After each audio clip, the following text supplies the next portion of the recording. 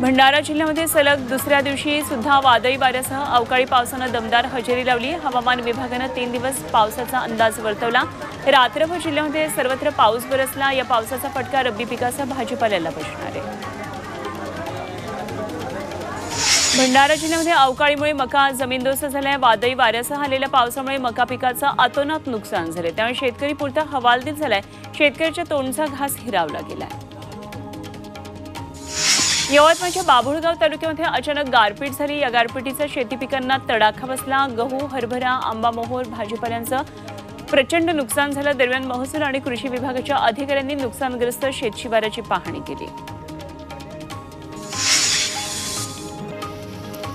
नांदेडमधल्या हिमायतनगर आणि भोकर परिसरात अवकाळी पावसानं हजेरी लावली। अचानक वातावरणामध्ये बदल होऊन जोरदार वाऱ्यासह पावसानं सुरुवात केली आणि काही ठिकाणी तुरळक गारपीट झाली।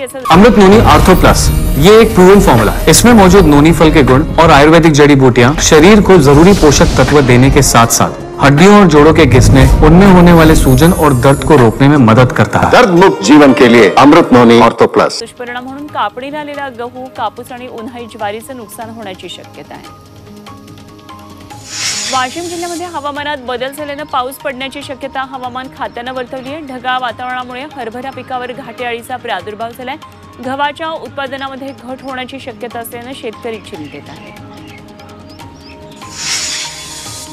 अमरावती जिल्ह्याला 123 कोटी पीक विमा मंजूर असूनही 79,000 शेतकरी परताव्याच्या प्रतीक्षेत आहेत। वर्षभरामध्ये 1 रुपया मिळाला नसल्याचा आरोप शेतकरी करतात। शासनानं पीक विमा कंपनीला पैसेच न दिल्यानं त्याची प्रत्यक्ष अंमलबजावणी झाली नसल्याचं शेतकरी सांगतात। सुप्रीम कोर्टामध्ये आज आमदार अपात्रता निकालाप्रकरणात उद्धव ठाकरे गटाच्या याचिकेवर सुनावणी होणार आहे। महाराष्ट्र विधानसभा अध्यक्ष राहुल नार्वेकर यांनी शिवसेना आमदार अपात्रता प्रकरणात दिलेल्या निकालाला ठाकरे गटानं सुप्रीम कोर्टात आव्हान दिलं होतं, त्यावर आज सुप्रीम कोर्टामध्ये सुनावणी होणार आहे। उद्धव ठाकरे आज छत्रपती संभाजीनगर लोकसभा मतदारसंघाचा दौरा करणार आहेत। या दौऱ्यामध्ये त्यांच्या 4 सभा होणार आहेत। गंगापूरमध्ये दुपारी 12 वाजता उद्धव ठाकरे जनतेशी संवाद साधतील। त्यानंतर वैजापूर विधानसभा मतदारसंघात सभा होणार आहे। कन्नडलाही सभेचं आयोजन करण्यात आलं आहे।